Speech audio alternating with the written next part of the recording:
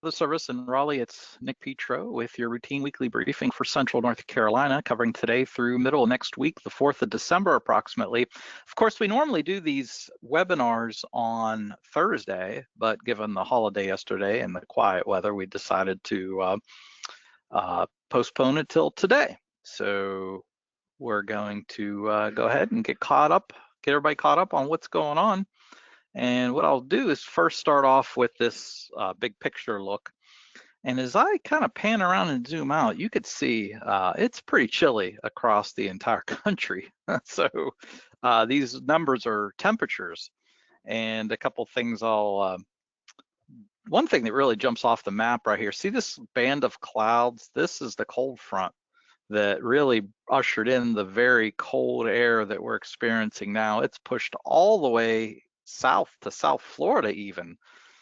So look at that, temperatures, in the Carolinas in the 40s, not much warmer even in Florida, at least the central and northern part of the peninsula. You have to get down towards, gosh, practically to Key West before you see temperatures even close to 70. So anyway, yeah, pretty chilly across the entire country. Of course, up in the Great Lakes, it's really cold with temperatures in the 20s and 30s. So in the northern plains, so pretty yeah, it's cold. So no surprise. We'll take our 40s here because it's a lot worse in other parts of the country and not much better further south. So anyway, here's the weather picture. Cold is the primary weather story in the next few days for today through Saturday night. Early morning lows will be in the 20s and highs remaining in the 40s. It'll be dry during this time thanks to high pressure, dry air mass. But yeah, cold. Cold front, another cold front, believe it or not, will move through the area late on Sunday, providing a chance for showers, a few showers Sunday night. Not a big rainmaker, not a big deal. Liquid, the precip type. So again, no concerns there. Looks like maybe we get a period of some dry weather on Monday, and then a potentially wet frontal system will set up across our area and move across the area Monday night through Tuesday. So there's a lot of cold air in place, right? And it will be December by then. So we're keeping a close eye on temperatures across the Northwest Piedmont for this time period.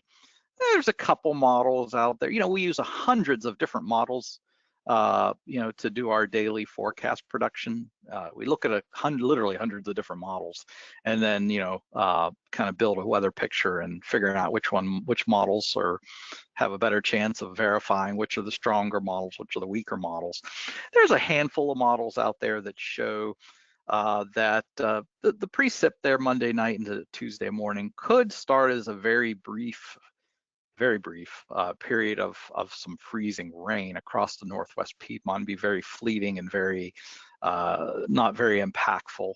The overall pattern doesn't necessarily would support a big wintry weather event because the low is tracking inland versus further offshore. But suffice it to say, temps will be close enough where we're going to keep a close eye on this system as it evolves and the models update. But right now, not expecting anything major wintry weather-wise. But what we will get is some beneficial rain.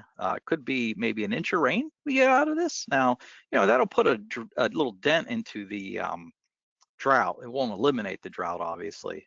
And I got a slide about the drought coming up, but it could help. I mean, any rain we can get can help. And then, of course, once we get through with that system, then dry midweek and latter part of the week. All right, so what's our severe potential next 8 days? Not seeing any risk for any severe thunderstorm activity. Here's the amount of precipitation. So dry today and Saturday. There's that very light green for that very light precip, and this would be mostly late Sunday, and then what you see there Monday, that would be Monday night. So I don't want people to look at this and think, oh, Sunday, Monday, Tuesday, it's going to be wet this whole period of time. No. Sunday, it'll be mostly dry, but later in the day, there could be a passing shower with that front. And then Monday should be mostly dry until we get to Monday night. So that's what you're seeing there on the Monday panel. And then Tuesday, there's that wet weather on Tuesday. So when you add up the 5-day total, yeah, we could get an inch of rain. maybe a quarter of an inch and a quarter. Maybe some lucky spots could get an inch and a half of rain. So we'll take whatever we can get at this point because it's really dry. All right.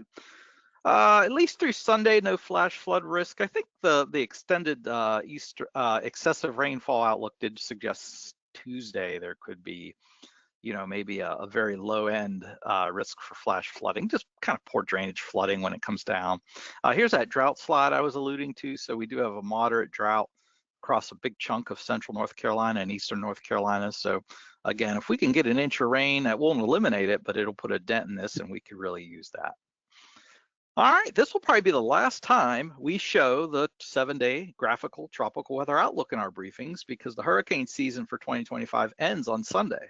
So good news is no tropical cyclone activity expected the next 7 days.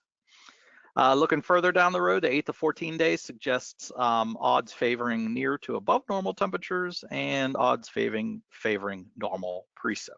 Okay, so just remember it's normal highs this time of year in the 50s and normal lows a few degrees above freezing. So it's chilly anyway, typically this time of year. Hope that helps for longer term planning. As we look at the graphical HWO hazardous weather outlook, we could see that cold is the big hazard today through Saturday night actually. We do have yellow painted there for fire weather. That's because of the breezy and dry weather, but it's usually on cold days like this, fire weather concerns are lesser in magnitude. But we did want to recognize the dry, breezy conditions. And then you'll notice on Tuesday, there's a yellow box for excessive rainfall. So what that means is, there's that, risk for, if you do get, well, we're talking what, an inch of rain, but if a lot of that inch of rain happens in a short period of time, even though you're in a drought situation, there could still be very localized poor drainage flooding, okay? All right, so that rounds it out. And just again, a summary cold weather story next couple days. That front will move through late Saturday, Sunday. Did I say Saturday? I'm sorry. That front will move through late Sunday rather. So there could be a chance for a few showers Sunday night, not much in the way of rain there. But the more wetter system will come Monday night into Tuesday. And of course, this time of year, we always have to, keep a close eye on temps, especially when they're close to freezing. Right now, we're not expecting anything in terms of, big wintry weather event, but, just something to keep an eye on. Hazards, impacts, again, be prepared for frigid temps next couple nights, and then a period of wet weather Monday night and Tuesday. Of course, anytime the roads are wet, especially after it's been dry for a long period of time, when you get that wet roads, especially when you're expecting an inch of rain, that could make for slick travel conditions on the highway. So hydroplaning type concerns due to the rain. While a few isolated spots of localized flooding can't be ruled out, especially if there's any heavier or persistent downpour. So just be cognizant of that.